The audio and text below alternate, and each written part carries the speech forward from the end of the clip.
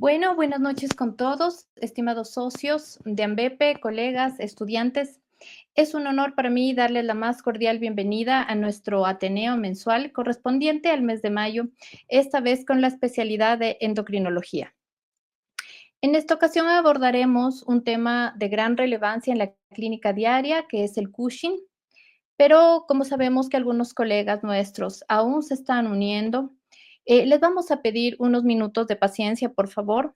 Mientras tanto, les vamos a invitar a conocer a nuestros distinguidos auspiciantes, quienes hacen posible este encuentro y nos apoyan en el desarrollo de todo este ateneo. Por favor, pasemos los videos.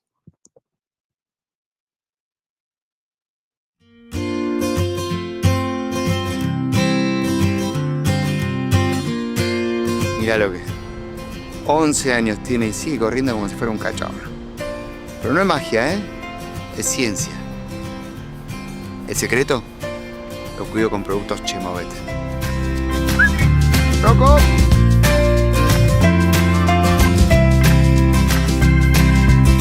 Lo que me gusta de Chemovet es que saben que las mascotas necesitan algo hecho a medida. Ellos diseñan los medicamentos pensando en su fisiología y en sus necesidades, haciendo que sean productos específicos para que vivan más y mejor. Por eso sé que Rocco está en las mejores manos.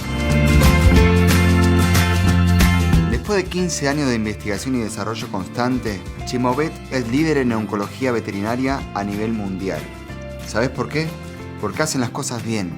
Lo cuidan a Rocco como si fuera parte de la familia. Un González más. Y no solo eso. También me cuidan a mí. Sus tratamientos son seguros y fáciles de dar, porque vienen en cápsulas y comprimidos recubiertos que nos protegen de cualquier riesgo, también a los que administramos. Ellos felices y vos tranquilo. Además, el equipo de Chemovet no solo son veterinarios, son apasionados por la salud de nuestras mascotas. Están siempre investigando el detalle y mejorando tratamientos que les dan más tiempo y calidad de vida. Ya son más de 40 productos creados respetando siempre el bienestar de todos. Ahora que Chemovet creció, puedes encontrar sus tratamientos en toda Argentina, Latinoamérica y hasta, no sé, Tailandia. Y aunque ahora trabajen con empresas internacionales y se ocupen de la salud de las mascotas en todo el mundo, nunca se olvidan de quienes estuvieron desde el principio. Sus primeros socios siguen siendo sus aliados más importantes. Esa lealtad habla de quién es Chemovet y eso me da mucha más confianza. Así que, si querés ver a tu pequeño de 4 patas vivir a pleno, elegí lo mejor para su salud. Para mí y para Rocco, eso es Chemovet. Chemovet, líder en oncología y endocrinología veterinaria. Bueno, buenas noches con todos. Bienvenidos a nuestros socios de AMBEPE, colegas, estudiantes. Agradecemos su presencia y les damos nuevamente la bienvenida a nuestro Ateneo mensual, esta vez con la especialidad de endocrinología correspondiente al mes de mayo. Esta noche profundizaremos en el tema de Cushing bajo control, resultados reales con Oncovet TL. Esta es una oportunidad invaluable para compartir conocimientos y experiencias en el manejo de esta condición. Queremos expresar nuestro sincero agradecimiento a nuestras empresas auspiciantes, que son las que nos ayudan a nuestra presencia aquí, como son el ANCO, Agripac, Disprovev, INVAV. Su apoyo continuo es fundamental para la realización de estos eventos. Y en esta noche un agradecimiento especial a la empresa BED, quien ha hecho posible la presencia del doctor Alexander Sandier como ponente principal esta noche. Además, queremos recordarles, si me ayudan también con la información de los 2 eventos que vamos a tener en este año, si podemos compartirlos, por favor. ¿Ok? Queremos recordarles que vamos a tener un mega Ateneo en el mes de julio. Contaremos con la presencia del doctor Pachi Clemente, quien abordará un tema sobre medicina interna. Próximamente les brindaremos más información sobre el lugar y los detalles de este evento. Y asimismo, recordarles nuestro otro congreso, que lo realizamos en el mes de octubre, el Congreso Oficial AMBEPE Felino, en los días 22, 23 y 24 de octubre, que será en el Centro de Convenciones del Distrito Metropolitano de Quito. Esperamos contar con la presencia de todos ustedes en estos dos eventos que, sin duda alguna, enriquecerán nuestra práctica profesional. Esta noche, en nuestro Ateneo de esta noche, contaremos con la presencia del doctor Santiago Teisander. Él es médico veterinario, especialista en endocrinología, diplomado en endocrinología USAL, es profesor universitario de la Cátedra de Clínica Médica de Pequeños Animales USAL, autor del Manual Práctico de Endocrinología Clínica en el Perro, editorial multimedia del año 2024. Es disertante internacional y nacional de tópicos relacionados con la endocrinología. Sin más preámbulos, demos inicio al Ateneo de esta noche del doctor Teisander, agradeciéndole nuevamente su participación y deseándoles a todos los asistentes esta noche un aprendizaje y un enriquecimiento profesional. Bienvenido, doctor Teisander. ¿Cómo estás, Yolanda? Bueno, muchísimas gracias. Más que nada, verificame que mi pantalla se vea correcta, así me quedo tranquilo. Va todo perfecto, ¿no? ¿Se ve todo bien? ¿Está todo bárbaro?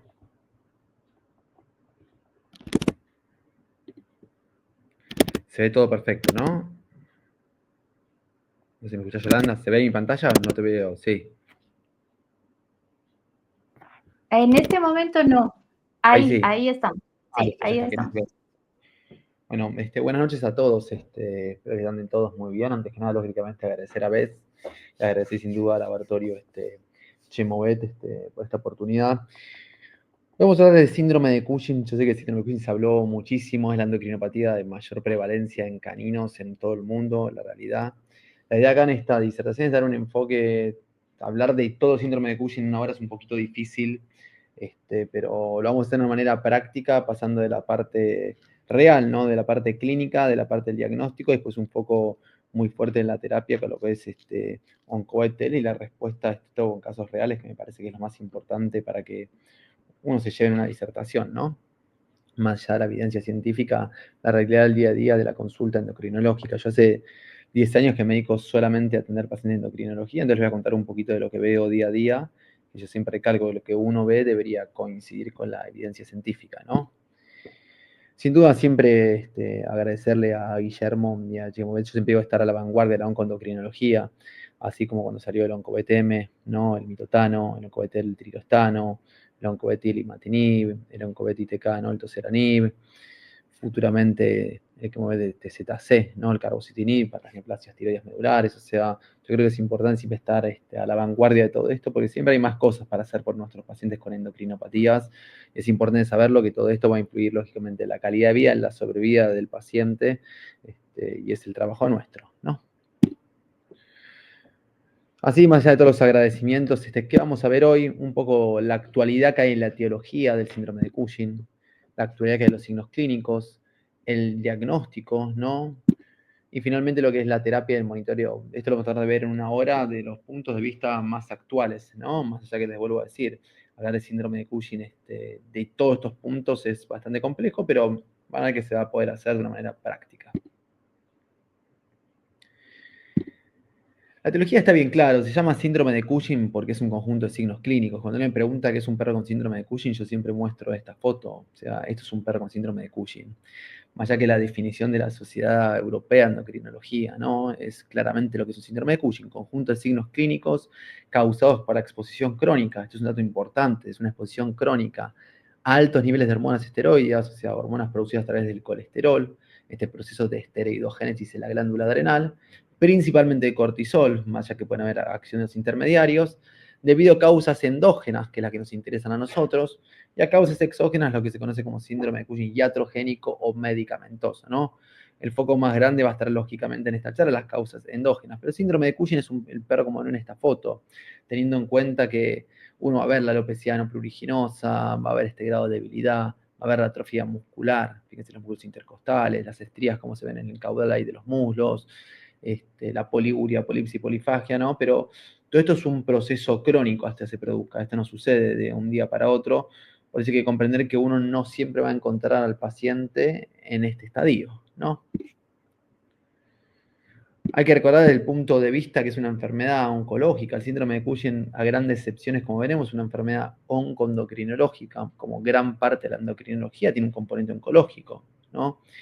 Y la clasificación actual habla de la secreción de cortisol. Si la secreción de cortisol depende de ACTH, ¿sí?, que es la forma más común del síndrome de Cushing, hablamos de las hiperplasias, ¿no?, adenomas y raramente carcinomas, ¿no?, hipofisiarios, tanto de la parte anterior o parte intermedia de la hipófisis.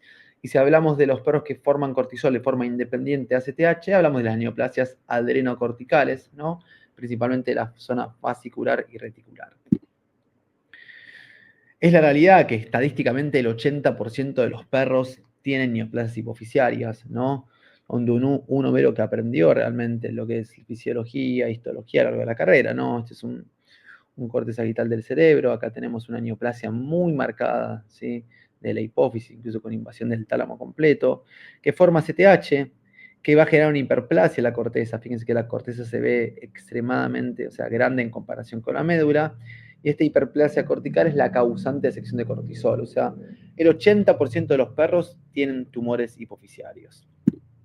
Y el 20% tienen tumores adrenocorticales, que también es lo mismo que vimos o que todos estudiamos en la carrera, ¿no? Está la glándula adrenal, si ahí están viendo mi mouse, ya está bien una neoplasia de origen cortical, que a veces son de este color anaranjado, pues se parece a la corteza, ¿no? Que va a formar cortisol, va a generar el síndrome de Cushing, va a generar una inhibición del ACTH y la corteza de la glándula contralateral va a tender a atrofiarse, ¿no? Ahora, ¿qué más sabemos? ¿No? Porque esto yo siempre les digo, hay que hablar de las cosas actualizadas. Sabemos que el 80% es esto, el 20% es esto. O sea que estadísticamente hay que estudiarlo, lógicamente, porque cambia la terapia y cambia el pronóstico, ¿sí? Perdón un segundito. También sabemos que el 5% de los perros que tienen neoplasias adrenocorticales tienen de forma concurrente tumores hipofisiarios. Uno va a decir un 5% es un bajo porcentaje, pero una patología que es tan amplio realmente la cantidad de pacientes que vemos. Yo les aseguro que yo veo 30 pacientes por síndrome de Cushing por mes fácil, ¿no? Entonces 1.5 o 2 por redondear, 2 de ellos van a tener formas concurrentes. Eso es importante saberlo porque hay un porcentaje de pacientes que tienen las dos cosas, como lo ven acá. Una neoplasia hipofisiaria de gran tamaño, ¿no? Y acá va a tener un tumor cortical acá en el centro, ¿no?, de esta glándula adrenal. También hay formas de síndrome de Cushing que no son oncológicas en sus comienzos, que son los receptores aberrantes. Esto todavía está en estudio, es un reporte, un caso que hicimos. La glándula adrenal tiene receptores a veces aberrantes, que significa que son receptores que responden a otro tipo de hormonas que no es la CTH. Receptores que responden, ¿no?, como puede ser este caso de acá, al péptido intestinal vasoactivo, que es lo que se dice meal-induced hypercortisolism, síndrome de Cushing responsivo a la comida, ¿no? Y también está muy en estudio el tema de los receptores de hormona luteinizante. Se está estudiando que a largo plazo estos pacientes comienzan con receptores aberrantes y a largo plazo terminan generando una neoplasia. Por eso hablamos de formas, entre comillas, no tumorales, ¿no? Pero sabemos que estos pacientes existen en medicina humana, están evidenciados científicamente en medicina veterinaria y también hay que buscarlos. Este es el trabajo más lindo que publiqué, en la realidad, junto con toda la escuela de Holanda. También sucede en cachorros. Este es el primer reporte que hay de un cachorro con síndrome de Cushing, que lo realicé yo con otro grupo de Holanda, ¿no?, de un boxer 7 meses con síndrome de Cushing. O sea, más allá que esto es raro de ver, hay que saber que la enfermedad afecta generalmente pacientes de más de 10 años, pero vemos pacientes mucho más jóvenes, 6, 8, y extremadamente raro, pero a veces también, como en este caso acá, se encuentran cachorros. También está lo que es el síndrome de ACTH ectópica, ¿sí?, fuentes extra hipofisiarias o no hipofisiarias que forman ACTH, ¿no? Y lo importante de todas estas formas de síndrome de Cushing, que es el punto más importante, es que la expresión clínica es la misma. Por eso la enfermedad se llama síndrome de Cushing, que es un conjunto de signos clínicos. Tanto si el perro tuviese un tumor de glándula adrenal, un receptor aberrante, o un síndrome de ACTH ectópica, o un tumor hipofisiario, la expresión es la misma. El perro de la izquierda tiene un tumor de glándula adrenal, incluso un carcinoma adrenocortical, y el perro de la derecha tiene un tumor de hipófisis. La expresión clínica es igual, ¿sí? Por eso la patología está definida como un síndrome. Por eso el primer paso que vamos a ver que es el diagnóstico de la patología y el segundo paso más importante es el origen. Y el origen es lo que cambia todo. Cambia la calidad de vida, cambia la sobrevida, cambia la terapia y lógicamente el pronóstico. Los signos clínicos creo que todos han visto, pacientes con síndrome de Cushing, todas las 180 personas estamos acá presentes, ¿no? Yo siempre les pongo fotos porque parece más práctico, estos son pacientes que yo veo en el día a día, los pacientes típicos, ¿no? Con un fenotipo típico de síndrome de Cushing. A veces pacientes con signologías más leves, ¿no? Como estos dos, este labrador de la izquierda, este mestizo de la derecha. Y tenemos que tener en cuenta que los signos van a depender del tiempo que el perro lleva con síndrome de Cushing, del grado de síndrome de Cushing que tiene el perro y de la sensibilidad de los tejidos de ese perro particular al cortisol. A partir de acá va a haber signos metabólicos súper característicos, la poliuria, la polidipsia, la polifagia, signos dermatológicos, ¿no? Esta piel que se pone fina, seca, inelástica, y que a largo plazo va a crear un pelaje opaco y seco deslucido que progresa a una alopecia no pruriginosa total. Signos cardiovasculares, esto lo vamos a ver, pero el 80% de los perros con síndrome de Cushing cursan con hipertensión arterial sistémica. Y finalmente signos neuromusculares, ¿no? Que tienen que ver con perros que están con la debilidad generalizada, la atrofia muscular por la proteólisis general de cortisol, la taquipnea por la debilidad muscular de los músculos intercostales, y este abdomen pendular que tiene que ver principalmente con la debilidad muscular, con la hepatomegalia, ¿sí? También en detalle.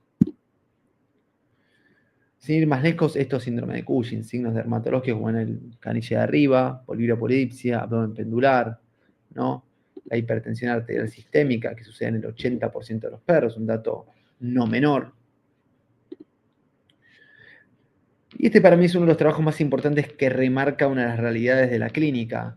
Es un trabajo, ¿no? Que se estudiaron 537 perros y que se observó lo que todos ya sabíamos. No todos los perros presentan todos los signos clínicos. Fíjense que 107 perros de 537, ¿no? Tienen solo 2 signos clínicos, por ahí solo poliuria y polipsia. Hay 62 perros que solo tienen un signo clínico. Por eso es una patología progresiva y crónica, eso es lo que hay que llevarse, que no siempre van a encontrar al paciente con todos los signos clínicos que uno espera encontrar. No, pues yo les digo, esta es la foto típica que uno ve en los libros, entra este paciente y uno dice, no tengo dudas, tiene síndrome de Cushing. Voy a la alopecia no pruriginosa, simétrica, bilateral, que respeta la cabeza, la parte distal de las extremidades. Voy a ver el abdomen pendular, voy a ver la piel fina, inelástica y la tendencia a las estrías. Voy a ver seborrea seca. Esto es lo que uno diría el típico paciente con síndrome de Cushing. Si yo les digo, a mí me interesa más dividirlo siempre la signología en signos dermatológicos y signos de tipo sistémico. Hay pacientes con expresión más, no sé si llamarlo grave, pero expresión clínica tan marcada, como este caniche de la derecha, y pacientes con expresión clínica no tan marcada, como el paciente de la izquierda. Fíjense que el paciente de la izquierda tiene una, anteriormente se llamaba hipotricosis, un día podemos decir una alopecia parcial, y el paciente de la derecha tiene una alopecia total. Esto es lo que me gustaba de la piel. Uno estira la piel y queda totalmente inelástica, ¿no? Fíjense cómo se ve la seborrea seca que se genera también, esas escamas bien pegadas a la piel. Por el efecto que se genera en el colágeno, la piel se pone muy fina y van a ver las venas mamarias, los comedones en las zonas genitales, alrededor de los pezones también. Y esto yo les digo, esta es una foto muy linda, ¿no? Porque así se ve la piel de un perro con Cushing. Acá está todo lo que uno va a encontrar. Piel fina, inelástica, presencia de estrías, presencia de comedones. Estos son áreas de calcinosis cutis, ¿no? Acá tienen una pústula, ¿no? Que es una calcinosis cutis contaminada con una piodermia. Esta es la típica piel de lo que uno vería en un perro con Cushing. En esta foto está todo lo que van a ver en una piel de un perro con síndrome de Cushing. La piel del perro con Cushing es demasiado expresiva y demasiado característica. Signos sistémicos que van a observar: la poliuria y polidipsia, uno de los principales signos del síndrome de Cushing, y junto con la diabetes, el principal diferencial del algoritmo diagnóstico poliuria polidipsia es el síndrome de Cushing. Recuerden que estos pacientes es un síndrome, estos pacientes toman más cantidad de agua, hacen más cantidad de pis, también tienen poliacuria, hacen más cantidad de veces pis, también tienen icturia, hacen pis de noche, también tienen periuria, orina en otros lados, o sea, es un conjunto de cosas que uno les da el indicio de que el paciente tiene poliuria y polidipsia. Estos pacientes están débiles, y esto es algo que a veces no es que no se explica. Yo sí les aseguro que cuando ustedes tratan a un perro con síndrome de Cushing, la gente va a notar que estos perros dejan de ser intolerantes al ejercicio, están más activos, interaccionan más con el medio, a la gente les comenta, el perro volvió a ser el de antes. Y ustedes observan la expresión clínica de este perro. Estos perros están realmente letárgicos, están más débiles.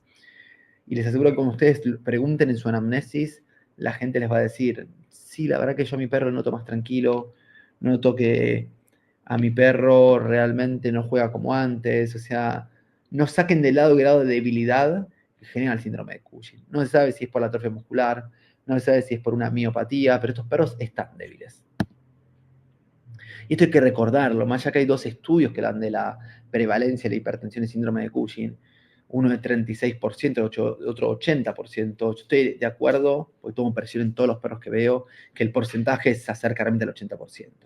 Y generalmente los perros con síndrome de Cushing tienen hipertensión moderada a severa, ¿no? O sea, más de 180 mililitros de mercurio, si hablamos de presión arterial sistólica, como suena este perro acá. Siempre la presión, recuerden tomarla como corresponde. Hay un consenso de ACBM donde habla no solo de los rangos de hipertensión, ¿no? Sino de todas las medidas como corresponden. El manguito correcto, que el manguito esté a la altura del corazón, descartar las primeras mediciones, ¿no? Siempre tomar la presión en la cola me parece el lugar más adecuado, porque realmente lo puedo tomar en el perro en decúbito, como en este caso esternal, o lo puedo tomar el perro cuando esté parado, ¿no? Y justo va a contactar la altura del corazón. La hipertensión tiene un montón de mecanismos fisiopatológicos, ¿no? Recuerden que el cortisol es uno de los receptores de aldosterona. Recuerden que el cortisol activa la síntesis del angiotensinógeno. Recuerden que el cortisol aumenta la sensibilidad al receptor alfa-1 a las catecolaminas. Suprime la vasodilatación para supresión del óxido nítrico. Es un montón de mecanismos, pero es una hipertensión que les digo es severa y cuesta controlarla, ¿no? Y en gran parte de los perros, junto con otros mecanismos, es causante de la proteinuria. Y también hay entre un 10 a 20%, y yo les puedo decir sin una evidencia real que ese porcentaje es mayor, de perros con síndrome de Cushing que generan diabetes mellitus. Recuerden que el cortisol, por un lado, va a generar una gluconeogénesis y una gluconeogénesis, generación de glucosa, y una glucogenólisis, ¿no? A partir del glucógeno hepático formar glucosa, y a su vez altera el receptor de insulina, ¿no? Por donde el cuerpo responde con una hiperinsulinemia, y si realmente esa alteración en el receptor de insulina es mayor o la hiperinsulinemia no puede compensar ese estado de alteración, se genera diabetes mellitus. Anteriormente se hablaba de esto, del mal control diabético, de que si yo tengo un perro con síndrome de Cushing, generalmente debería tener un mal control diabético. Esto es algo hoy en día que no es así. Hay un montón de perros con síndrome de Cushing que realmente están manejados y controlados su diabetes con dosis menores. Por eso mi punto acá es no buscar diabetes en todos los perros con síndrome de Cushing, o mejor dicho, no buscar síndrome de Cushing en todos los perros diabéticos, pero si el perro diabético está hipertenso, si el perro diabético tiene signos dermatológicos, por ejemplo, alopecia no pruriginosa, o si el perro diabético tiene una gravedad específica o una disminuida, busquen síndrome de Cushing en ese perro. No esperen que todos los perros diabéticos que tengan más de 1.5 unidades kilo, lo que antes hablaba de dosis altas de insulina,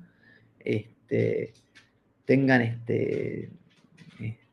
síndrome de Cushing. Hay muchos perros diabéticos que reciben una dosis estándar de insulina, 0,5 unidades kilo, y tienen síndrome de Cushing igual, ¿no? Por eso recuérdenlo. Eso con respecto a la signología clínica. Hay signos dermatológicos, hay signos sistémicos de los pacientes, y recordar que la signología, como lo volvemos a repetir, va a depender del tiempo, va a depender del grado y de la sensibilidad. Por eso todos los pacientes con síndrome de Cushing son totalmente diferentes. Parte del diagnóstico. Primer punto, viene un examen obviamente físico del paciente, viene una reseña, una anamnesis. Después, si yo evalúo una sangre de ese paciente, ¿qué voy a esperar encontrar? En el hemograma voy a tender o esperar encontrar el leucograma de estrés, algo sensible, pobremente específico. Gran parte de los perros enfermos tienen un leucograma de estrés. Esto engloba la linfopenia, engloba la eosinopenia, ¿no? Engloba la monocitosis, engloba la neutrofilia. La gran mayoría de perros enfermos tienen linfopenia. Esto no es ninguna especificidad. Por eso ver el leucograma de un paciente con síndrome de Cushing, antes hablaba del recuento absoluto de eosinófilos, realmente se ven 1 millón de perros esto. Es una respuesta a un leucograma frente a cualquier entidad, va a generar esta respuesta en un animal con una respuesta aguda, ¿no? Algunos perros con la cronicidad van a tener la linfocitosis, pero la linfopenia la van a tener un montón de perros. La trombocitosis, ¿no? El aumento de las plaquetas, se dan pocas situaciones, pero el perro con Cushing es una de ellas, ¿no? Dejando de lado los sangrados crónicos. La eritrotrosis se ve muy poco y cuando está es muy leve, los perros con Cushing. Y la bioquímica van a haber una dislipemia, tanto alteración del colesterol como de los triglicéridos, ¿no? Una elevación de la fosfata alcalina, que esto tiene que ver con una isoenzima inducida, también tiene que ver con la colestasis o los mucoceles que pueden ser, o mejor dicho, el síndrome de Cushing es un factor de riesgo para un mucocele biliar. Y la elevación de la AST o GP tiene más que nada que ver con esta hepatopatía esteroidea por acumulación de grasas en el hígado, ¿no? Por eso en la sangre un perro con Cushing dice mucho, así como en la orina van a haber una gravedad específica unitaria inadecuada, ¿no? Menor a 1025, y en gran parte de los perros proteinurias, ¿no? Proteinurias de origen renal, tanto glomerulares como tubulares, que tienen un montón de mecanismos fisiopatológicos, de los cuales uno de ellos es la hipertensión arterial sistémica. Esto es lo que uno debería o ver en un perro con síndrome de Cushing, teniendo en cuenta los criterios de sensibilidad y especificidad, ¿no? Fosfatasa alcalina elevada, ALT elevada, colesterol elevado, triglicéridos elevados, síndrome enfermo utiroideo. Recuerden que el cortisol tiene una acción en la inhibición de la TSH, por eso gran parte de los perros con síndrome de Cushing tienen una T4 baja, sin indicar que esto indique hipotiroidismo, ¿no? Es una concentración de T4 baja, que es un síndrome enfermo eutiroideo. Esto es lo que debería mostrarnos la sangre, recordamos, con criterios de sensibilidad y especificidad. Y después viene otro de los puntos, que es el segundo paso, es decir, perfecto, tengo una pesquisa clínica, tanto por la reseña, tanto por la anamnesis, tanto por mi examen físico. Realicé un perfil completo de sangre, había algunos marcadores que podrían indicarme que el perro tiene síndrome de Cushing. Viene el segundo paso, es decir, quiero confirmar realmente que el perro tenga síndrome de Cushing. No existe ninguna prueba perfecta. Uno dice, ¿por qué hay tantas pruebas para diagnosticar síndrome de Cushing? Porque ninguna de todas es buena. Ninguna prueba es 100% sensible, ninguna prueba es 100% específica, ninguna prueba termina siendo totalmente práctica y económica. O sea, ninguna prueba reúne todos estos criterios. Por eso hay 3 pruebas, ¿sí? Yo las pongo con las siglas en inglés porque realmente la mayoría de libros las van a ver así, que es la relación cortisol-creatinina en orina, la estimulación con ACTH sintética o ACTH exógena y la supresión con dexametasona a dosis bajas.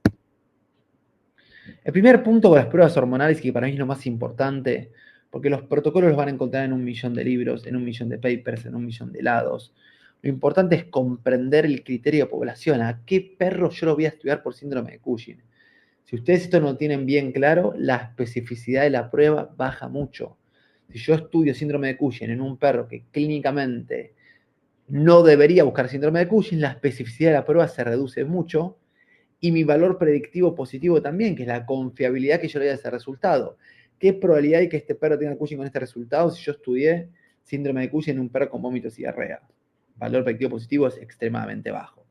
Por eso, en el perro de la izquierda, y yo estudiaría síndrome de Cushing. En el perro de la derecha también. Ahora, en un perro obeso o en un perro que tiene características de síndrome de Cushing, pero está en cuidados intensivos, no es el momento para testearlo. Evaluar este tipo de pacientes, volvemos a decir lo mismo, va a bajar la especificidad y baja la confiabilidad en el resultado de esta prueba. ¿Sí? Este es el punto más importante. Si yo voy a estudiar síndrome de Cushing, hay que estudiar en el perro que corresponda.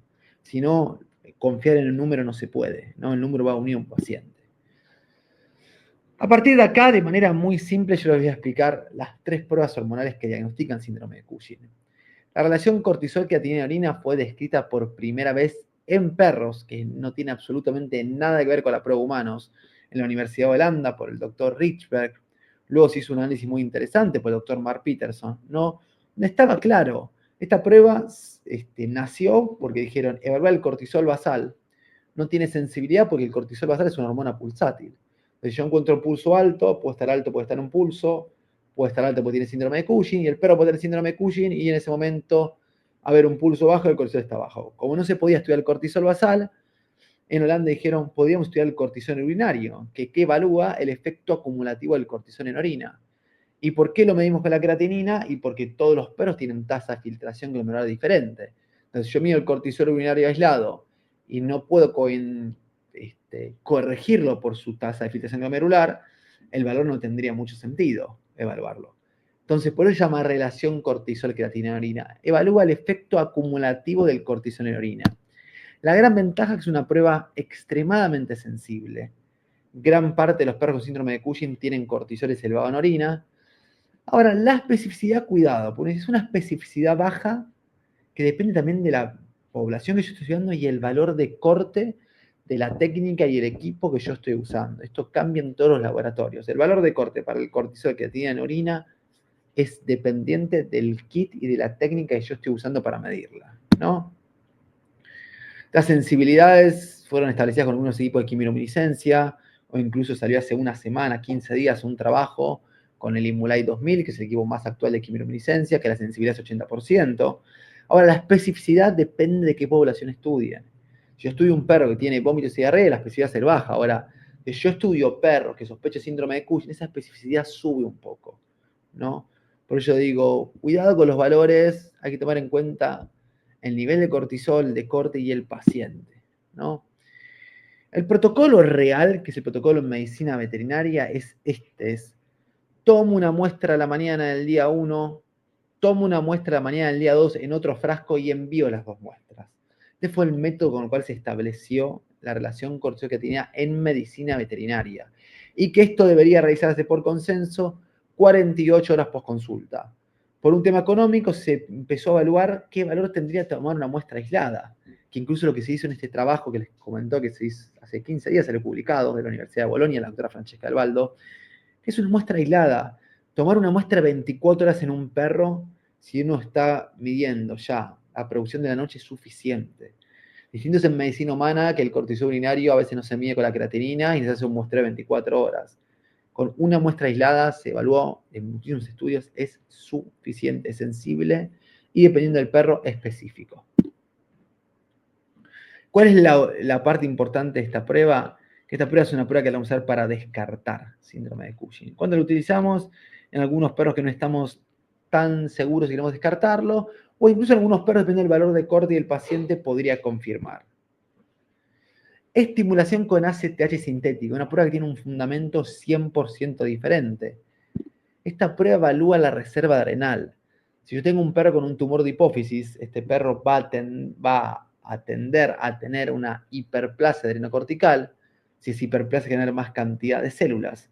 Y si hay más cantidad de células en la glándula adrenal, que tienen más cantidad de células, es equivalente a más cantidad de receptores de ACTH, y si yo estimulo estas células, deberían producir más cortisol. Ese es el fundamento de la prueba, evalúa la reserva adrenal.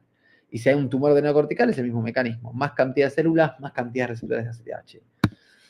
La parte positiva de esta prueba es que esta prueba tiene una especificidad en distintos escenarios, principalmente en escenarios de enfermedad. Es una prueba que frente a un paciente que tiene comorbilidades podría llegar a ser indicada. La contra es que la sensibilidad es muy baja. Es una prueba que yo voy a usar para confirmar, no tanto para descartar. ¿Sí? El protocolo igual todos lo conocen, ¿no? Tomar una muestra, aplicar 5 microgramos de ACTH sintética y tomar la muestra a la hora. Positivo, especificidad en escenarios de enfermedad. Y por último está la supresión con dexametasona a dosis bajas, que vamos a explicar de una manera muy práctica. Esta prueba principalmente evalúa la integridad del feedback negativo y evalúa la independencia de ACTH de producir cortisol. Supongamos que yo tengo un individuo sano. Yo voy a medir los niveles de cortisol de ese individuo, sano. Aplico una dosis de 0.01 miligramos kilo de dexametasona vía endovenosa. Esta dosis va a ir a la hipófisis, va a inhibir la ACTH. Y si inhibe la ACTH, no se va a producir cortisol. Entonces, si yo mido el cortisol a las 4 y a las 8 horas, ese cortisol va a dar por debajo de un valor de corte que en el laboratorio puede ser 1.2, 1.4. Es un perro sano. Ahora, si un perro tiene un tumor de hipófisis al respecto, y yo le aplico una dosis de dexametasona, los tumores de hipófisis pierden la capacidad de responder a la dexametasona, no se va a inhibir la producción de ACTH y el cortisol va a dar elevado o por encima de este rango a las 4 y 8 horas. Y si el perro tiene un tumor de glándula adrenal que produce de manera autónoma cortisol, Si yo suprimo el ACTH, el perro va a producir igual cortisol. Por eso esta prueba evalúa la integridad del feedback negativo y la independencia de ACTH para producir cortisol. ¿Sí?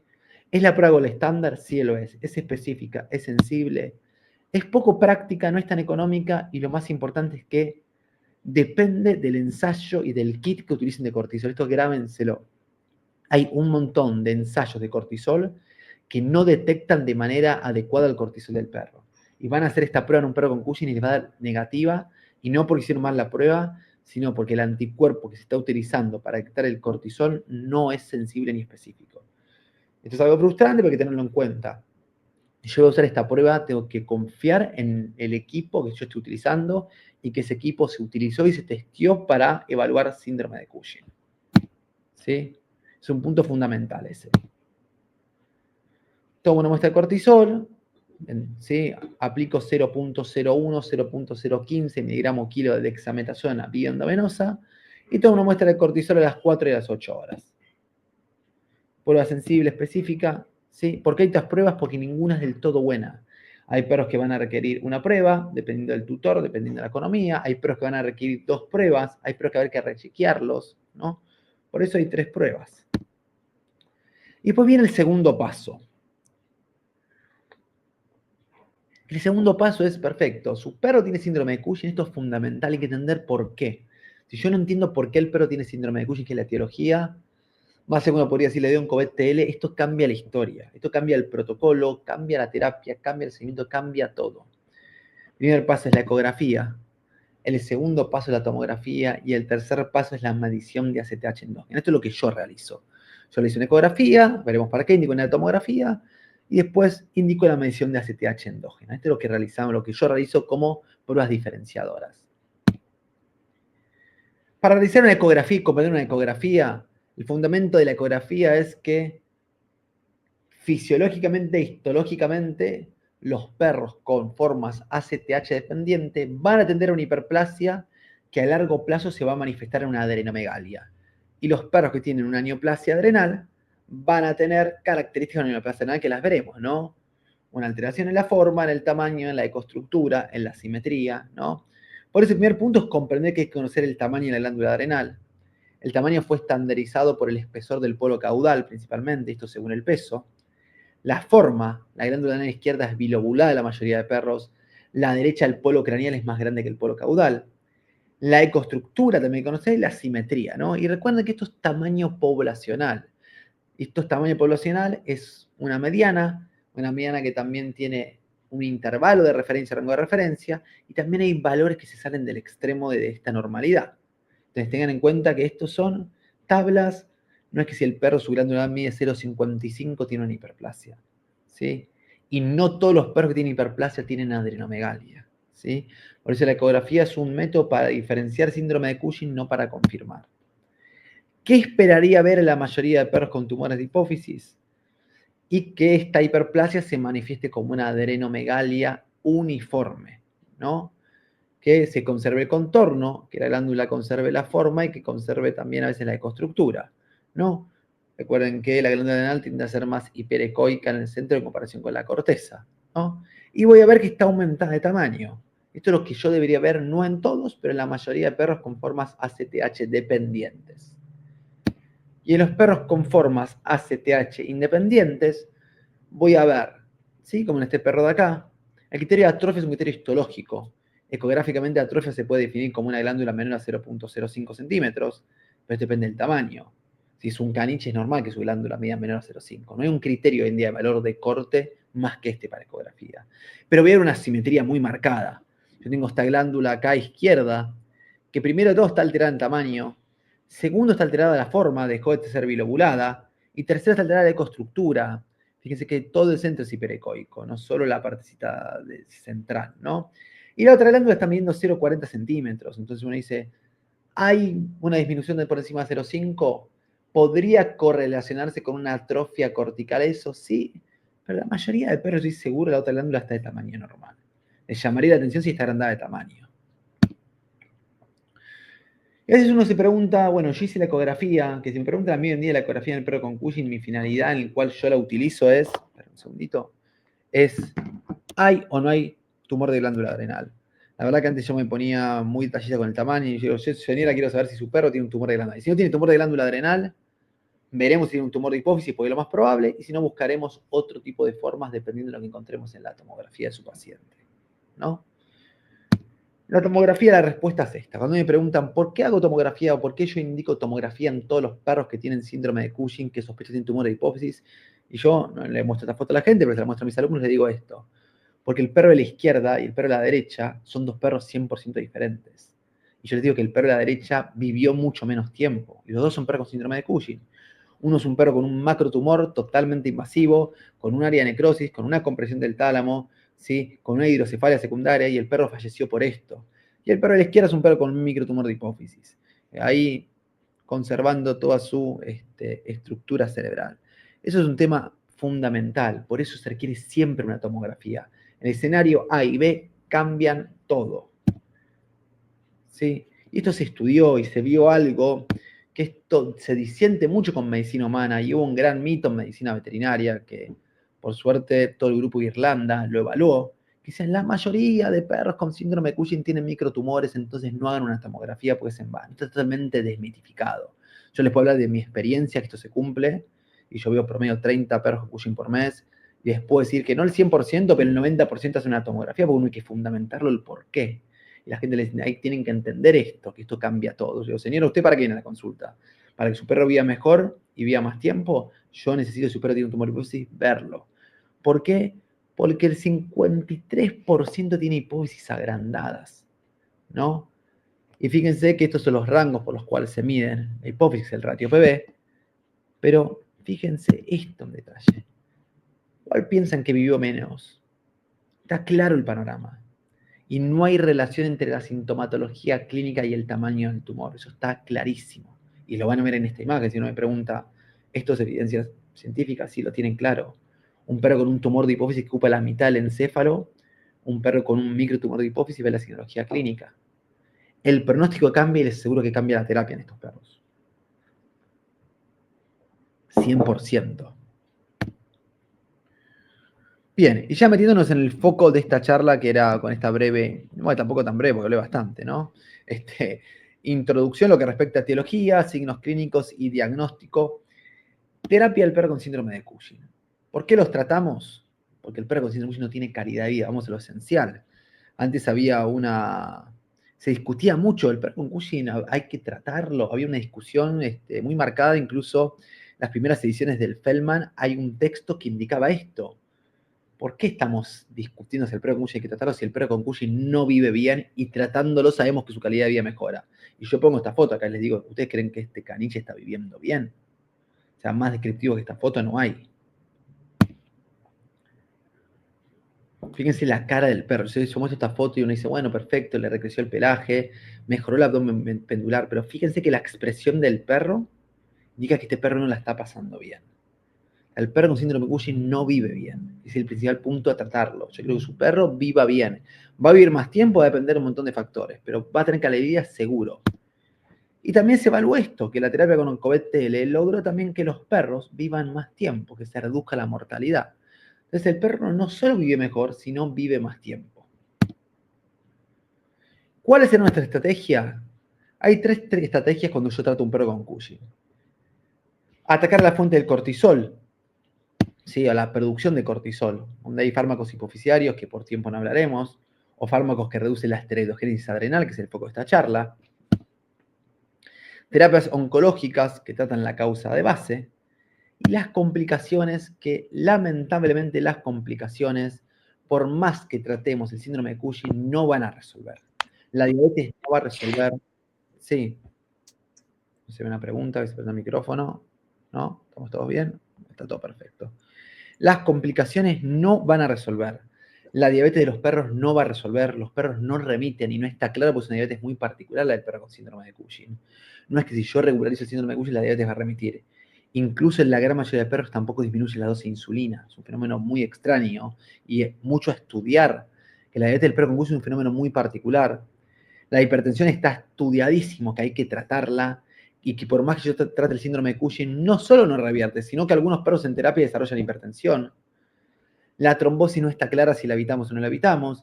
Y las proteinurias, primero descartemos que sea por la hipertensión, luego tratemos el síndrome de Cushing, y hay pacientes que a veces tienen proteinurias de otro tipo, ¿no? Hay pacientes también con distintos grados de enfermedad renal, que la proteinuria es una proteinuria que viene por esa hiperfiltración renal. Pero hay que tratarla. Doctor, Sí. disculpe, doctor, tenemos 2 preguntas en el chat, no sé si usted las puede ver o Por se acá las no, indico no puedo yo. las preguntas. ¿Querés que las respondamos ahora o que las respondamos al final? Como quieras. Como quiera. Apenas hay 2 preguntas, ¿podemos dejarlas entonces para el Dejamos final? para el final. Así, sí, las dejamos para el final, perfecto. Va a ser más práctico. Perfecto. Al final respondemos todo lo que haya que responder, no te preocupes. Listo. Como les comentaba, o sea, las complicaciones hay que tratarlas. Después vamos a tratar directamente la producción de cortisol.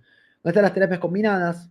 Las terapias que atentan a reducir la CTH, que no va a ser el foco de esta charla porque la verdad que sería muy largo, y las terapias que atentan a la reducción de la esteroidogénesis adrenal y a la producción de cortisol. Donde realmente la evidencia de la terapia médica son principalmente en ONCOVET-T, ONCOVET-C, que toconazol no vamos a hablar mucho porque está muy claro, la verdad, el panorama. Después hay un montón de drogas en estudio. La inhibición del receptor en melanocortina 2, que es el receptor CTH. La inhibición del receptor SOAT, que principalmente es el receptor donde actúa, ¿no? El oncovet el oncovet M, ¿no? Que es el mitotano, ¿no? Y un montón de otras drogas a seguir estudiando. Hoy en día sabemos que la esteroidogénesis adrenal es este proceso por el cual se forma cortisol, propiamente dicho. Es un trabajo muy lindo en la Universidad de Utrecht, donde está claro dónde actúa cada inhibidor de la esteroidogénesis, ¿no? El oncovet hemomitotano, donde actúa, el oncovet leotilostano, donde actúa, ¿no? Y por eso reducen el proceso de esteroidogénesis adrenal. Recuerden que acá estamos tratando el exceso de cortisol. Evitamos o creemos que las complicaciones se evitan o disminuye la probabilidad, que disminuye la probabilidad está claro, ¿sí? Ahora, el tumor sí no la estamos tratando, esto también hay que saberlo, ¿no? O sea, la neoplasia hipoficiario adrenal no la estamos tratando con esto. ¿Qué sabemos actualmente o qué les puedo contar actualmente del oncovet TL, ¿no? Con su principio activo, el trilostano. ¿Qué hemos aprendido? Varias cosas, ¿no? Está claro que dar la misma dosis cada 24, cada 12 horas, los perros responden mientras la dosis más espaciada. Si yo doy 30 miligramos cada 24 horas o 15 miligramos cada 12 horas, está evidenciado científicamente que responde mejor cada 12 horas. Está súper evidenciado eso. Ahora, también está evidenciado que la supresión del cortisol es alrededor de 9 horas. Y hay perros que tienen una respuesta cada 8 horas y hay perros que es necesario utilizarlo cada 8 horas. Esto no se los puedo decir como datos puramente, o sea, científicos, les puedo decir mi experiencia, que hay perros que requieren dosis cada 8 horas. ¿Cuáles son esos perros? ¿Cuál es el criterio para cada 8 horas? Es muy dependiente de cada paciente. Pero hay que saber lo que tiene con la farmacocinética y farmacodinámica de la droga. Comenzar siempre con dosis mínima efectiva, diría yo, que más allá que mucha bibliografía reportan 0,5 miligramos kilo, yo le puedo asegurar, desde mi punto de vista, que mis pacientes o los pacientes que yo he tratado no he tenido respuesta a esta dosis. Por eso yo comienzo siempre con 1 miligramo kilo, que es la dosis mínima efectiva, sabiendo que la dosis no solo depende del peso, depende de un montón de factores y la dosis es totalmente diferente en cada perro. Que los perros de talla pequeña requieren más dosis que las razas grandes es un tema de metabolismo, es real, pero también hay una inferencia a cada individuo en sí. Que los perros de talla grande habría que comenzar con una dosis promedio, esto lo reportó Feldman en su momento. No está del todo claro este panorama, ¿no? Yo lo he decidido por ahí uno podría ser conservador, porque tiempo para aumentar dosis hay, y comentar con 15 miligramos cada 12 horas. Hay perros que yo realmente comienzo con 1 miligramo kilo. Recuerden que siempre hay que darlo con comida también. Los tumores anales responden a dosis más chicas, sí, al comienzo. Una vez que el tumor crece, cada vez requiere más dosis. Es lo mismo que pasaría en un gato con hipertiroidismo tratado con metimazol, ¿no? Y lo más importante es que es una droga altamente efectiva. Una efectividad del 85 o 90% evidenciada. Si yo esto se los muestro en realidad, es esto. Dice, ¿cómo corresponden los pacientes? Estos que ven acá, estos son pacientes entre 8 y 9 meses post terapia, ¿no? Pero vean las dosis, ¿no? Este perro está recibiendo 4 miligramos kilo. con una respuesta clínicamente, ¿no? Hablamos de respuesta clínica, ¿no? Excelente. Este perro, que pesa casi lo mismo, está recibiendo 1.5 miligramos kilo. Y pesa casi lo mismo que el Dachshund, ¿no? Un perro que está pesando 14 kilos. Este perro, que pesa lo mismo que los anteriores, está recibiendo 1.5 miligramos kilo veces al día, con una excelente respuesta clínica, como lo pueden ver en la foto. Creció el pelo, no hay letargia, no hay poliuria, no hay polipsia, no hay polifagia. Este bisla, que pesa 4 veces más que estos perros, recibe la mitad de la dosis. Y este caniche, que pesa igual que el bisla, recibe la misma dosis que el bisla. La dosis es totalmente dependiente de cada paciente. Por eso es una droga que hay que usarla con muchísimo criterio y muchísimo cuidado. Una es una droga peligrosa. Todas las drogas son peligrosas. Si yo utilizo un meloxicam a dosis alta, va a ser peligroso. Entonces, las drogas hay que tener criterio, hay que conocer la farmacología, hay que conocer la farmacodinamia y realmente hay que conocer la endocrinología. No hay otra opción. Es la única manera que yo pueda tratar a un perro con OCBT de una manera adecuada. Esto es una curva de aprendizaje, no es atiendo un perro con Cushing, le doy OCBT y veo qué pasa. Es una curva de aprendizaje para omitir errores, omitir efectos adversos, omitir efectos secundarios, ¿no? Porque esto es la realidad del día a día. Y este perro que pesa 5 kilos contra 40 kilos, ven que está en la mitad de la dosis. O sea, cuidado con todos estos temas. Dosis final, no hay manera de predecir cuál va a ser la dosis final que va a tomar el perro. Es la dosis que el perro necesita.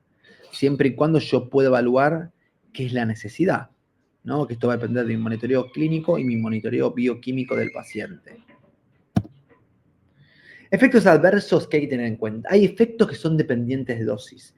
Si soy a una dosis más alta que la que el perro requiere, voy a inhibir la esteroidogénesis adrenal.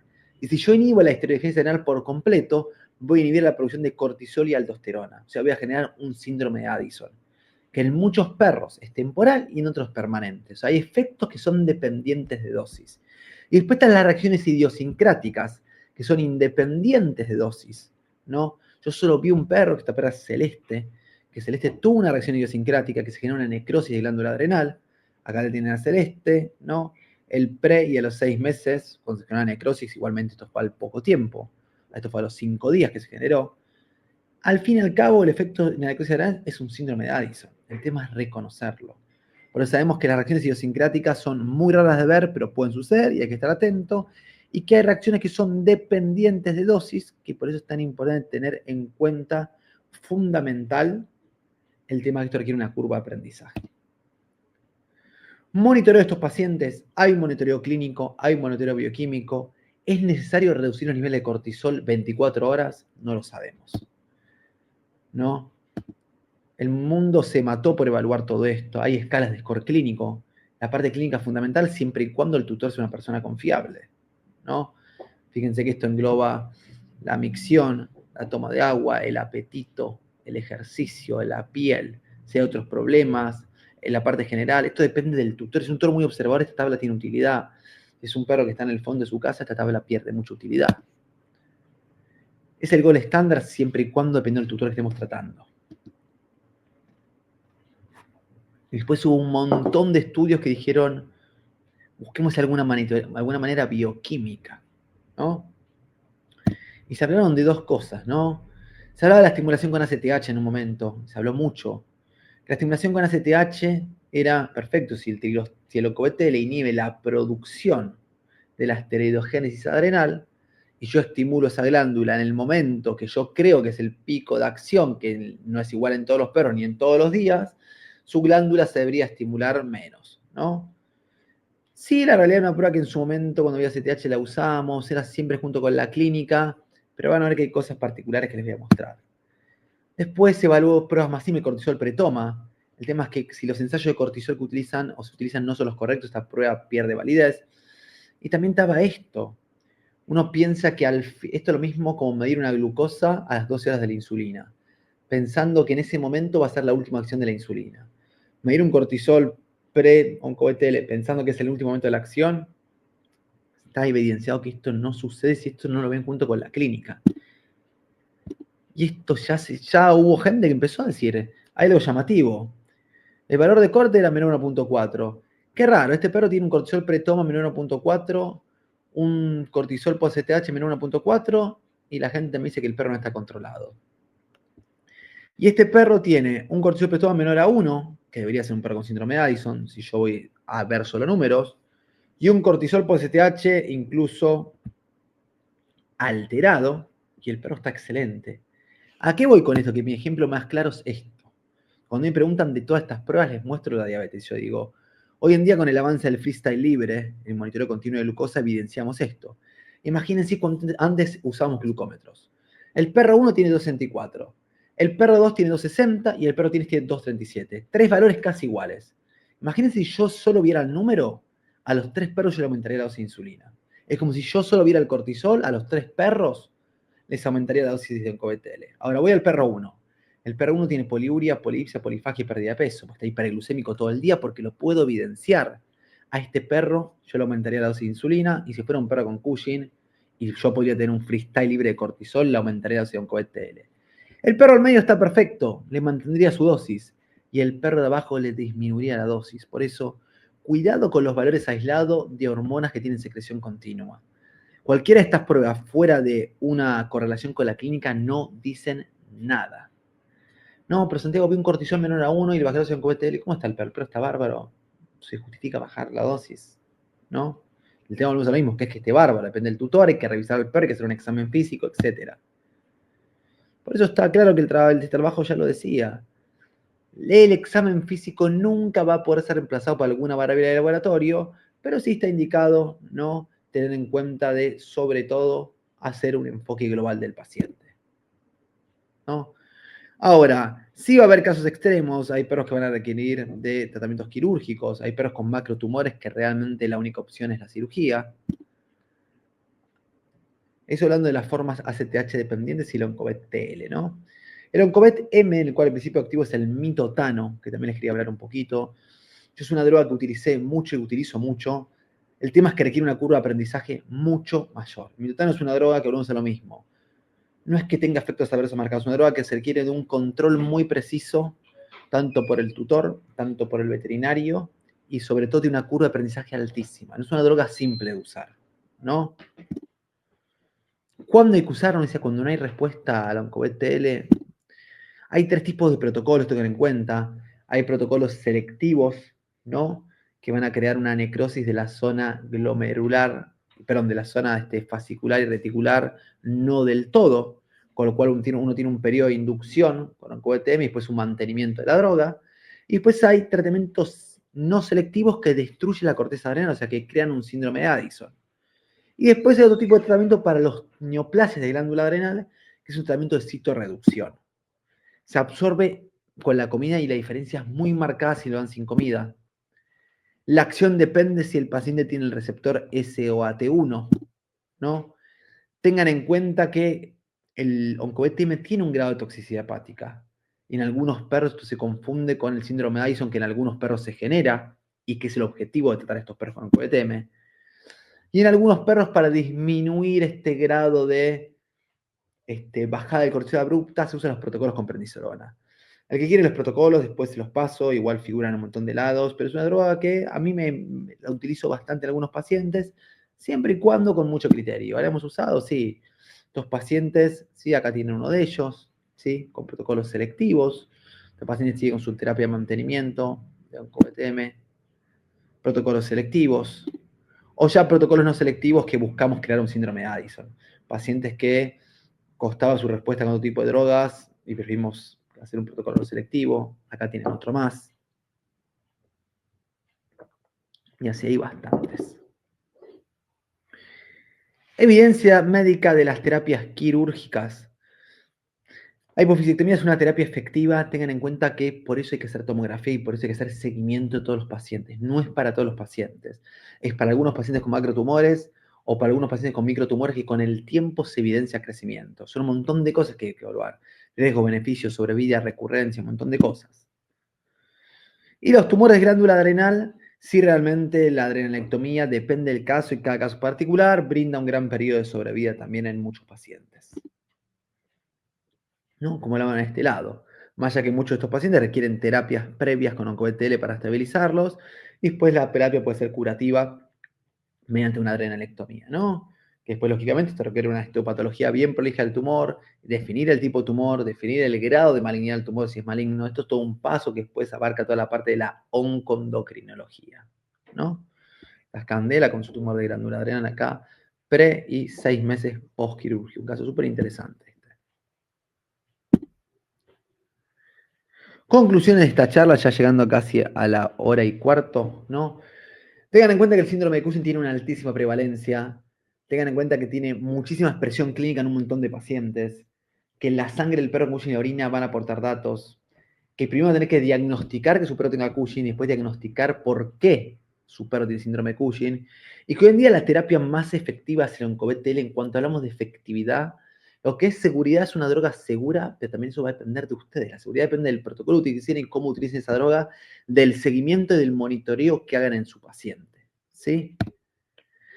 Para más información, yo saqué el año pasado un libro de endocrinología con editorial multimédica, que es un libro que sacamos con un montón en conjunto, ¿no? Yo invité a muchos coautores a escribir, toda la escuela Holanda, el doctor Hans Coista, la doctora Sara Gala, el doctor Federico Fracassi, la doctora Carmen Muni Irlanda, bueno, un montón de gente talentosa, pero lo más importante de este libro, yo siempre lo recalco, es que tiene casos clínicos. Este libro está dividido en capítulos de revisión científica, en capítulos de casos clínicos reales de mi consultorio, ¿sí? Y también del doctor Soler, y también como importante también tiene abordajes diagnósticos, lo cual es un libro muy interesante porque tiene la realidad del día a día de la consulta endocrinológica en perros.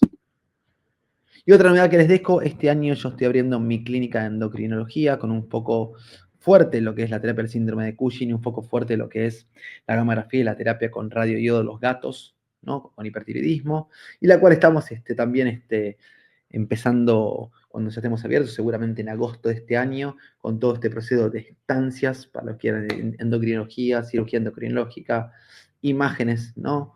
Y terapia con IO 131. Así todo, como siempre les dejo mis redes sociales para los que estén interesados en educación. A mí me encanta publicar casos clínicos, publicar quiz y seguir intentando hacer que la endocrinología crezca. Así que así y todo, muchísimas gracias por estar esta hora y cuarto escuchándome hablar de síndrome de Cushing y cualquier cosita estoy para las preguntas que tengan o que sean necesarios respondérselas. Muchas gracias. Muchas gracias, doctor Teisander, por su excelente ponencia. Ha sido un tema muy interesante, es el tema del Cushing, muy actual y que nos va a servir, yo creo que a todos en la práctica diaria. Entonces, pasamos con las preguntas, Doc. Yo no sé si usted las puede ver, pero si no, ya las tengo por acá.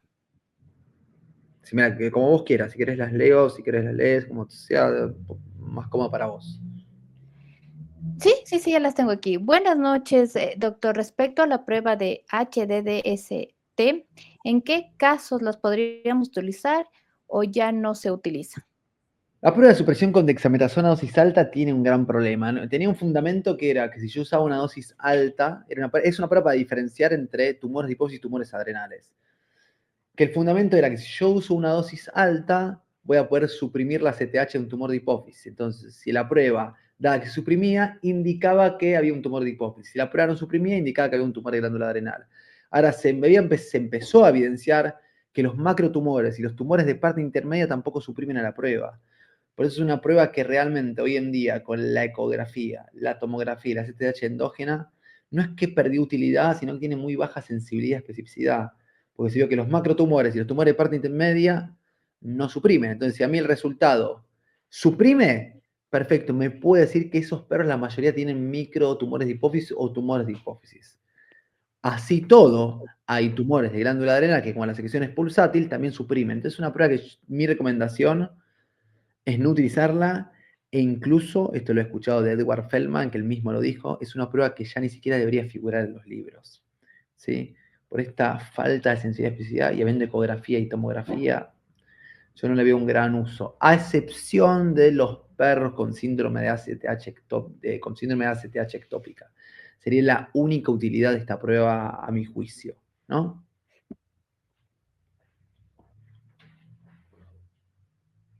Vamos con la siguiente pregunta. Buenas noches, doctora. ¿Hay alguna diferencia o alteración si es que yo realizo por la tarde la supresión o tomo la muestra en ese lapso? ¿O es necesario hacerlo por la mañana? No hay ningún criterio en eso porque los tumores que forman ACTH lo hacen de manera pulsátil, los tumores de glándula adrenal también, es la realidad. Si uno podría ver la secreción de cortisol de un tumor de hipófisis sería totalmente errática, no tienen un patrón ni de ritmo circadiano, es un patrón pulsátil que depende de las células tumorales. Por eso no hay mucho estudiado sobre si realmente hubiera alteraciones. Yo creo que no las hay, no es un dato científico, pero creo que no debería haberlas. Ok. ¿Cuáles son las perspectivas a largo plazo para los perros con síndrome de Cushing y qué se puede esperar en términos de calidad de vida y supervivencia? Mira, es un punto importante. Todos los estudios que evaluaron sobrevida de perros con síndrome de Cushing, hay dos puntos importantes. Primero de todo hay que ver cuán bien está regulado el exceso de cortisol, porque muchos de los perros con síndrome de Cushing fallecen de tromboembolismo, y eso va a depender de cada individuo per se y de la regulación de la parte endocrinológica. Algunos perros fallecen de cetoacidosis diabética, también de la parte endocrinológica, y es llamativo que la mayoría de perros, de estudios que evaluaron sobrevida o últimos medios de supervivencia, no hay tomografía de hipófisis, porque muchos perros fallecen por macrotumores de hipófisis. Entonces, la sobrevida del perro con Cushing va a depender, primero de todo, del tipo de Cushing que tenga. Es un síndrome de Cushing ACTH independiente con un adenoma o un carcinoma adrenocortical. Es un síndrome de Cushing con un micro o macrotumor hipofisiario. Y después del control de la regulación de cortisol que vos regules, no es lo mismo un perro con un mucosele biliar, con hipertensión arterial sistémica, con una trombosis venosa o trombosis aórtica que también sucede, con proteinuria, que un perro con síndrome de Cushing no tiene nada de eso. Calidad de vida está estudiado que se logra, sobrevida también, pero depende de nosotros, del tutor y del paciente. Es la realidad, pero sí se logra. Se logra, pero en cada individuo hay que manejar, es un manejo global de la medicina interna, es la realidad. Listo. Doctor, ¿con qué frecuencia se deben realizar controles de sangre en pacientes bajo tratamiento con trilostano en comparación con mitotano para determinar si debemos ajustar la dosis del tratamiento? La realidad es que yo realizo un control clínico a los 15 días y realizo un control de sangre al mes. Dependiendo del mes lo que vea, lo realizo a los 3 meses, después a los 6 meses y después cada 4 meses. Depende mucho del paciente. Hay pacientes que lo vemos una vez por mes hasta regularlos, pero ese es mi protocolo. Yo a los 15 días un control clínico y a veces un llamado telefónico, a veces un mail, cómo está el perro. A los 30 días controlamos al perro físicamente, controlamos su sangre, controlamos su orina. Dependiendo de ahí si aumentamos o no aumentamos dosis. Después vamos a los 3 meses de terapia. Después lo vamos a los 6 meses de terapia y repetimos la tomografía y después cada 4 meses, de por vida, es la realidad. El mitotano es una historia 100% diferente. El mitotano es un perro que estamos los primeros 15 días en comunicación constante con la gente porque es una droga que requiere. Es un protocolo totalmente diferente al Oncovet TL, ¿no? El Oncovet M, que el principio que es el mitotano, con Oncovet TL, que el principio que es el trilostano, es un protocolo 100% diferente, ¿sí? Ok. ¿Qué pasa con la hipercalemia si se produce durante el tratamiento? ¿Hay algún valor que limite la dosis? Acá sucede lo mismo, uno diría, en algunos perros puede haber hipercalemia por la inhibición de la aldosterona. Tengan en cuenta que la hipercalemia en muchos perros también se da por la hemólisis del tubo y es una de las causas más comunes en Latinoamérica. Si yo saco sangre y el cadete de la moto sacude el tubo y hay hemólisis, el potasio se eleva. Así que cuidado con eso. El tema es que también, a ver, uno dice, ¿es el factor que va a depender para regular la dosis de la terapia? Si el perro tiene una hipercalemia marcada, va a haber sintomatología clínica de hipercalemia. Vamos a ver que ese perro va a estar débil, vamos a ver que ese perro va a estar bradicárdico, vamos a ver que ese perro va a tener una parada sinusal, que ese perro va a tener un bloqueo sinusal, que ese perro va a tener la amplitud de la onda T más alta, la amplitud del QRS más bajo, hay un montón de alteraciones ligadas a la hipercalemia. El principal síntoma que yo busco en estos perros, que uno dice, que por ahí tu pregunta va, ¿cómo me doy cuenta si un perro está sobrecontrolado? Es la clínica, principalmente la anorexia. Si el perro con Cushing deja de comer, yo ese perro, algo está pasando, vamos a verificar que no haya una supresión marcada de la esteroidogénesis. Listo. Sí, por favor, doctor, si nos podría compartir los protocolos con mitotano para tenerlos. Los puedo comentar ahora y después al que quiere me escribe por Instagram y se los paso. Los protocolos selectivos es una dosis de inducción que se utiliza generalmente, depende del perro, entre 50 y 75 miligramos kilo día, y después se utiliza durante un periodo de inducción hasta que nosotros suprimimos el cortisol. Este periodo de inducción, en algunos perros es 7 días, en otros perros es 10, en otros perros es 15, en otros perros es 20, y hay que estar controlando la clínica del perro y los niveles de ACTH del perro, ¿no?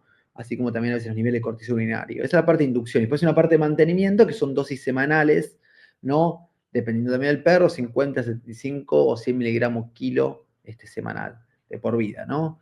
Ajustándolo, es bastante complejo el sulmitotano. Y los protocolos no selectivos son dosis de 100 miligramos kilo día. Se utilizan en conjunto con la Divet, ¿no? Que es la fluocortisona y con prednisolona. Es complejo eso, Ángel. Yo te los paso todos, no tengo problema, me escribiste los pasos. Y también en el libro figura, hay un capítulo todo dedicado a un CoBTM también, pero no tengo problema, me escribiste los paso. Listo, muy interesante. Buenas noches, Doc. Consulta paciente caniche hembra castrada, 11 años, con signos digestivos, vómitos esporádicos y diarreas, GOT y GPT elevadas, polidipsia, ecografía de hígado graso, glándulas adrenales aumentadas de tamaño, creatinina, cortisol en orina normal. Mi duda es si empiezo o no con tratamiento de trilostano. Mira, es muy buena la pregunta. Los signos digestivos nunca se asocian a síndrome de Cushing. Ese es un punto importante. Y lo otro es, ¿por qué estamos estudiando este perro con síndrome de Cushing? ¿Cuál sería el motivo? ¿No? La adrenomegalia, las glándulas adrenales de los perros con la edad tienden a cambiar la forma y el tamaño. Entonces no sería un motivo, ¿no? Hígado graso puede tener un perro que tenga sobrepeso. La polipsia es real de ese perro. Y si ya el perro tiene un corazón que actividad normal, con una prueba altamente sensible, yo en ese perro buscaría confirmar, primero ver si es un perro que se debería estudiar síndrome de Cushing. Ver ese detalle, es una población de estudio real, porque ese perro tiene vómitos y diarrea, es probable que la polidipsia venga porque el perro tiene vómitos y diarrea y necesita hidratarse. Y además, un perro que tiene vómitos y diarrea, sería raro que tenga síndrome de Cushing. Mejor dicho, un perro con síndrome de Cushing difícilmente tenga vómitos y diarrea. Por eso, yo ese caso lo reevaluaría realmente, ¿sí? Reevaluaría si el perro realmente tiene Cushing y si es el momento para estudiarlo para Cushing ahí. ¿No? Pues muchas de las alteraciones que vos me estabas mencionando, sin ver al perro, sin saber nada, pueden venir por el cuadro de vómitos y diarrea, que habría que ver cuál es el origen. Para el perro tiene una enteropatía crónica y estamos hablando de otra cosa, ¿no? Doctor, ¿el trilostano lo suele usar como monodroga en el tratamiento del Cushing ACTH dependiente? Dependiendo de la tomografía. En algunos perros como una droga, dependiendo de la tomografía, en otros perros como una droga combinada. Eso es súper dependiente de la imagen que tenga en tomografía. ¿Usted cómo monitorea la terapia con trilostano? Fundamentalmente la parte clínica, sí también veo el perfil de sangre y en muchos perros hago un cortisol pretomo y un cortisol en orina, pero es muy global, no puedo basar en un solo número. La opinión de la gente para mí es fundamental. Yo le cargo a la gente, por favor señora, preste atención a esto y esto y esto, y su opinión o lo que usted ve en su mascota debería correlacionarse con esto que yo estoy viendo en la sangre. Debería correlacionarse. En la sangre y en la orina, ¿no? Más allá que el cortisol urinario en un momento por la doctora Galak estaba el tema que no era indicado para estudiarlo. Cuidado cuando se compara el cortisol urinario en distintos perros o cuando se compara el cortisol urinario en el mismo perro. Pasa lo mismo con la fructosamina, es una historia diferente, ¿no? Lo que sí hay que llevarse es que el monitoreo de con tilostano es global, ¿sí? Buenas noches, doctor. ¿Algún efecto secundario durante el tratamiento? Gracias. Los efectos secundarios, como les decía, son dependientes de dosis, o sea, primero tener en cuenta que el perro que estén tratando tenga síndrome de Cushing, eso es un punto fundamental. Y lo otro importante al respecto, están estas reacciones idiosincráticas que son raras de ver, pero pueden suceder, pues hay que estar atento. ¿Suele usar la cúrcuma como complemento en el tratamiento de Cushing? En un momento se hablaba de la cúrcuma, más que nada porque hay estudios de medicina humana que dicen que la cúrcuma puede actuar como un inhibidor de ACTH, ¿sí? Realmente hay muchos complementos dietarios de Kemovet, justo de Guillermo, que contienen cúrcuma. La realidad es que, a ver, se podrían usar como un complemento, como bien vos lo decís, como monoterapia, jamás. Como un complemento, podría llegar a ayudar, hay una evidencia, sí. Buenas noches. Respecto a la dieta, ¿qué recomiendas? Gracias. Las dietas dependen del paciente, o sea, no solo el síndrome de Cushing, un paciente estamos tratando, es un paciente con obesidad, es un paciente con hiperinsulinemia, es un paciente que tiene grave enfermedad renal crónica. Yo a veces recurro mucho a los nutricionistas, principalmente con evitar la diabetes. Mi foco en el perro con las dietas, en el perro con síndrome de Cushing, es intentar disminuir la tasa metabólica de hidrato de carbono con la finalidad de, al disminuir esa tasa de hidrato de carbono, disminuir los requerimientos de insulina del perro y por ende intentar evitar o reducir la probabilidad de que el perro tenga diabetes mellitus secundaria síndrome de Cushing. ¿Utiliza droga de acción en hipófisis combinadas con el trilostano? Depende de la tomografía. Si yo tengo un macrotumor de hipófisis y no tengo la posibilidad de hacer una hipofisectomía, sí. Hola, genial charla. ¿Cuándo buscas generar un Addison con un mitotano y usas prednisolona para tratar el síndrome? ¿Qué utilizas para el tratamiento de los signos de diferencia de mineralocorticoides que se suele ver en el Addison? Depende del tutor del perro. El objetivo de la Oncovet M, y para mí la terapia más efectiva, no para mí, para el mundo, es el protocolo no selectivo. Pero no es para todos los tutores y no es para todos los veterinarios. Es una droga que hay que usarla con mucha cautela, con un seguimiento muy marcado, con gente muy confiable. O sea, la dependencia, si me preguntas a mí de qué depende y de a quién estoy tratando. O sea, no solo al perro, sino a la gente. No, se utilizan las dos cosas, se utiliza prednisolona y se utiliza el Adivet, que el principio activo es la fludrocortisona. Se utilizan las dos drogas combinadas, pues estás con un síndrome de Addison. En muchos perros el 50% se puede mantener solo con Adivet con fludrocortisona y el 50% requieren prednisolona y fludrocortisona. Al pronóstico ser reservado a malo, ¿cuánto en base a tu experiencia suele durar los pacientes con Cushing hipofisiario? El pronóstico del perro con Cushing no es reservado, man, es un tema importante. Hay que tener en cuenta que hay muchas estadísticas por ahí no tan actuales de eso. La sobrevida del perro con Cushing va a depender de, primero de todo, del tipo de Cushing que tenga. Si yo tengo un adenoma cortical y estoy controlando la parte endocrinológica, ese perro va a vivir todo lo que tenga que vivir, mientras esté bien regulado su secreción de cortisol. Si tengo un adenocarcinoma y yo a ese perro no lo operé, la sobrevida no va a ir determinada principalmente por la enfermedad metastásica de ese perro. Si yo tengo un tumor de hipófisis que crece, la sobrevida va a determinada por el tumor de hipófisis que está creciendo. Por eso siempre recalco que depende mucho del control endocrinológico y del tipo de Cushing. Los pocos estudios que hicieron de sobrevida o tiempos medio de supervivencia en Cushing, es tan difícil englobar todas las variables, es muy difícil decir, el perro con Cushing tiene sobrevida a esto, pero ¿qué perro con Cushing fue dentro de toda esta curva de promedio que se habla de tiempos con rangos e intervalos? Pues a veces son intervalos amplísimos. Y los que vivieron más, ¿por qué fue? ¿Porque se controló mejor el cortisol? ¿O porque tenían microtumores? ¿O porque eran tumores adrenales benignos y adenomas y un endocarcinoma? Es muy complejo. A mí, con el tema del pronóstico, cada perro es un mundo, siempre le digo a la gente. Yo tengo que tener el panorama completo, por eso requiere la tomografía, el tipo de síndrome, y ahí yo puedo emitir un pronóstico. Y no solo en eso, sino también con el seguimiento y la terapia. Porque hay perros que responden mejor a la inhibición de la esteroidogénesis. No es lo mismo un perro con diabetes con proteinuria que un perro sin diabetes y con proteinuria. No es lo mismo con un perro con un mucocele biliar, que puede ser una ruptura de las vías biliares, que un perro que no las hace. No es lo mismo un perro que a los 6 meses el tumor le crece que a otro que no le crece. Hay millones de variables. Por eso, pronóstico con un perro con Cushing no es reservado a malo, sino depende de cada perro. Hay perros que va a ser reservado a malo y hay perros que el pronóstico es muy bueno. Yo tengo perros hace 6 años tratados y porque su tumor de hipófisis no crece y nadie sabe por qué, el mundo no entiende por qué, y porque su secreción de cortisol viene controladísima. Así como tengo perros que al año su tumor de hipófisis creció y están con síndrome de hipertensión intracraniana y muchos perros terminan en eutanasia. Por eso es muy dependiente de cada perro.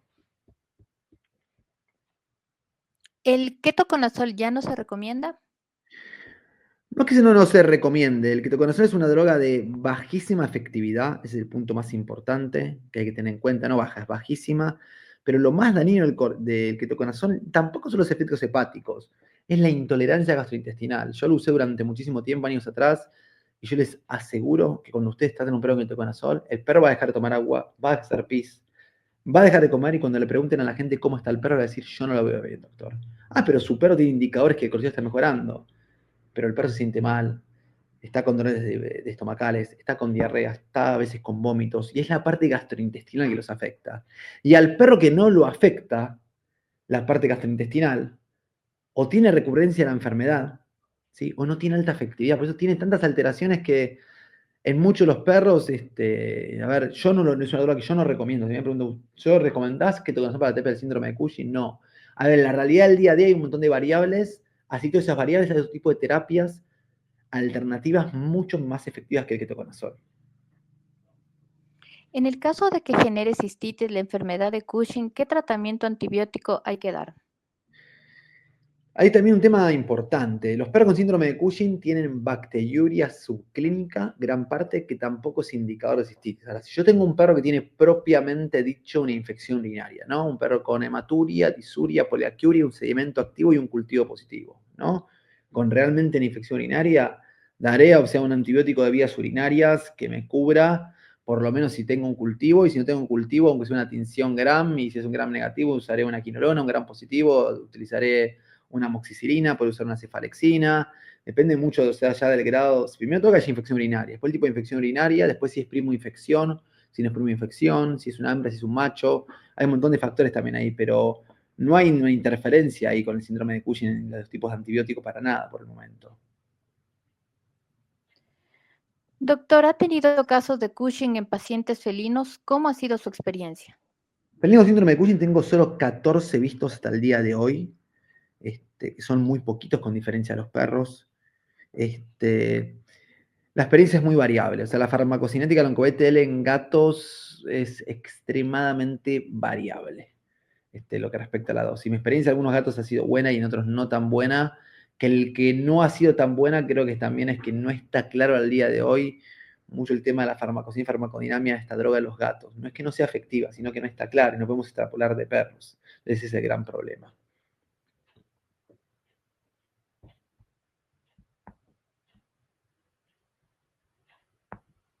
¿Suele conseguir la ACTH sintética en Argentina? En este momento la ACTH sintética en Argentina no se consigue en este momento. Los Cushing iatrogénicos, ¿cómo los diagnostica? El diagnóstico más simple es que ver si el perro está recibiendo corticoides por cualquier vía. Y esto hay que grabárselo, no es solo la vía oral. Hace poquito, y se los voy a comentar, es un paciente que hemos operado de un tumor de glándula adrenal. Y yo, bueno, lo controlé a los 3 meses, a los 6 meses. A los 6 meses viene el perro con fosfatasa alcalina elevada, con poliuria, policia, polifagia. Y yo le digo a la tutora, pero su perro no le está dando nada, no le está dando corticoides, no. Le están poniendo gotas tópicas en los ojos. Las gotas tópicas, las gotas óticas, las cremas, todo lo que tenga corticoides, a largo plazo se va a absorber dependiendo de la dosis, ¿no? Y va a generar un síndrome de Cushing iatrogénico. El diagnóstico es evidenciar que el perro está recibiendo corticoides por alguna vía. Más allá de que uno podría diagnosticar alguna estimulación de ACTH, el diagnóstico es el perro sea tópico, sea óptico, sea por piel, o sea vía oral, o sea de depósito, ¿no? Bueno, eso han sido todas las... no. Cuando ya diagnosticamos Cushing, esto predispone a que el paciente tenga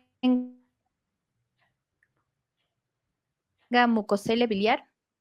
Realmente de la asociación con mucocelia biliar se habla de estudios del 22%, otros del 40%.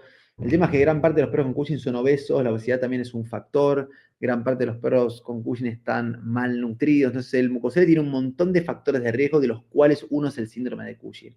Yo cuando realizo una ecografía para ver las glándulas adrenales también pongo un foco fuerte en el hígado y la vesícula biliar. Listo, doctor. Esas han sido todas las preguntas y yo creo que de parte de todos los asistentes y sobre todo de AMBEPE le agradecemos por su excelente ponencia. Muy importante el tema de Cushing en nuestra clínica diaria. Yo creo que, como le había indicado en un principio, vamos a hacer un sorteo para los asistentes, pero antes de eso, para que usted también, doctor, nos ayude con 3 preguntas a los asistentes y puedan ganarse una entrada al Mega Ateneo del mes de julio y 2 entradas al Congreso Oficial Felino. Le vamos a dar a usted un poquito de tiempo para que pueda formular las preguntas y vamos a pasar un poquito de la publicidad de nuestros auspiciantes. Perfecto. Mira lo que es. 11 años tiene y sigue corriendo como si fuera un cachorro. Pero no es magia, ¿eh? Es ciencia. El secreto lo cuido con productos Chemovet. ¡Rocco! A tu pequeño de 4 patas vivir a pleno, elegí lo mejor para su salud. Para mí y para Rocco, eso es Chemovet. Chemovet, líder en oncología y endocrinología veterinaria.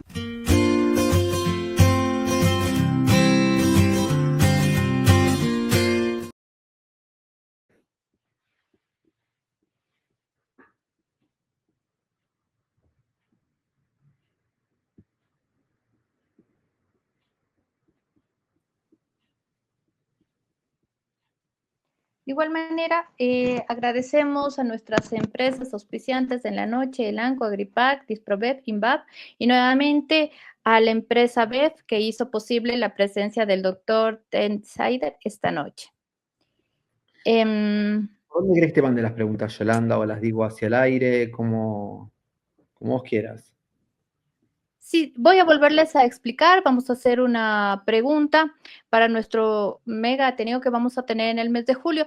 También si me ayudan poniendo la publicidad, por favor, para que los asistentes puedan tenerlo en cuenta.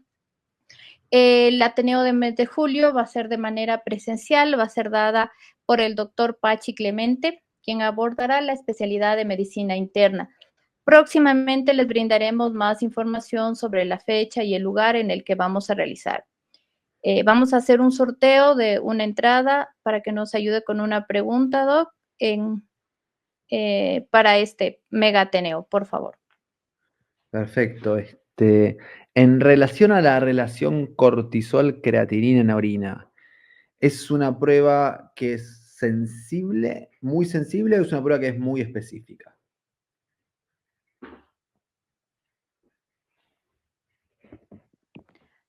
Al primer asistente que conteste de manera correcta se va a llevar la entrada para nuestro mega Ateneo. Ahí no sé quién contestó, creo que conectó primero la doctora que es Narcisa Zambriano, 2340, me parece a mí primero, no sé cuál te parece a vos, eso de decirlo vos, porque yo acá veo el Sí, chat. sí, sí. Y la respuesta es correcta, es una Sí, prueba la muy... doctora Narcisa Zambrano. Perfecto. Perfecto. Vamos con la segunda, son 2 preguntas, doctor, para las entradas para nuestro Congreso Oficial Felino. De igual manera, si nos pueden ayudar con la publicidad, que se llevará a cabo los días 22, 23 y 24 de octubre en el Centro de Exposiciones de Quito, con nuestra especialidad de medicina felina, ¿no? Vamos a contar con ponentes internacionales, componentes nacionales, así que sean todos bienvenidos, quedan todos invitados. Doctor, por favor, ayúdenos con 2 preguntas, por favor. Perfecto. En relación con la estimulación con ACTH sintética, ¿es una prueba muy sensible o es una prueba muy específica?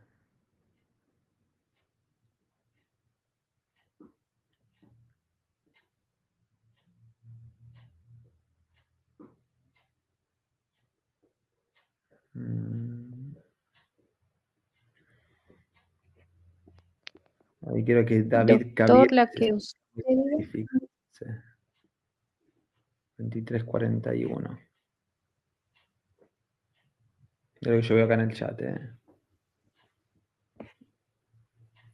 ¿Hay alguna respuesta? Sí, ahí está David Caviedes a la 2341, una prueba muy específica.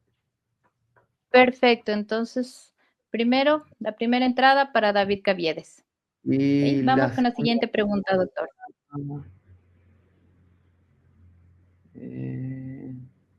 La hipertensión arterial en perros con síndrome de Cushing, ¿cuánto es el porcentaje de prevalencia de hipertensión arterial en perros con síndrome de Cushing?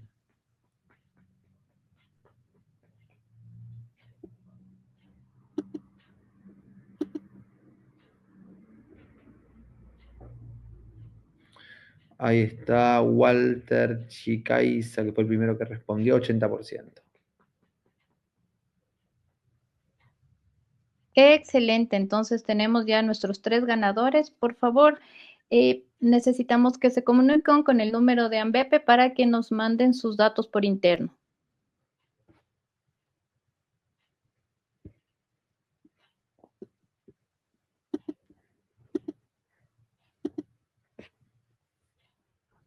Yo creo que eso ha sido todo por hoy noche, doctor Teisander. Le agradecemos nuevamente, muchas gracias, su ponencia. de parte de todos los asistentes y nuevamente le digo de parte de todos los que formamos AMBEPE, muchas gracias. Sí, esperamos seguir contando con sus charlas. Ojalá sea también en nuestros congresos. Perfecto, Y muchísimas por nuestra parte, pues agradecer nuevamente a las empresas auspiciantes y a todos los participantes que han asistido esta noche. Les Perfecto, muchas dejamos gracias nuevamente también, con la... perdón, y a vos también, Yolanda, por todo esto, y obviamente a Chemovet por esta oportunidad. Muchísimas gracias por todo. Gracias. Gracias, doctor. Una buena noche. Mirá lo que es. 11 años tiene y sigue corriendo como si fuera un cachorro. Pero no es magia, ¿eh? Es ciencia. El secreto lo cuido con productos Chemovet. ¡Rocco! A tu pequeño de 4 patas vivir a pleno, elegí lo mejor para su salud. Para mí y para Rocco, eso es Chemovet. Chemovet, líder en oncología y endocrinología veterinaria.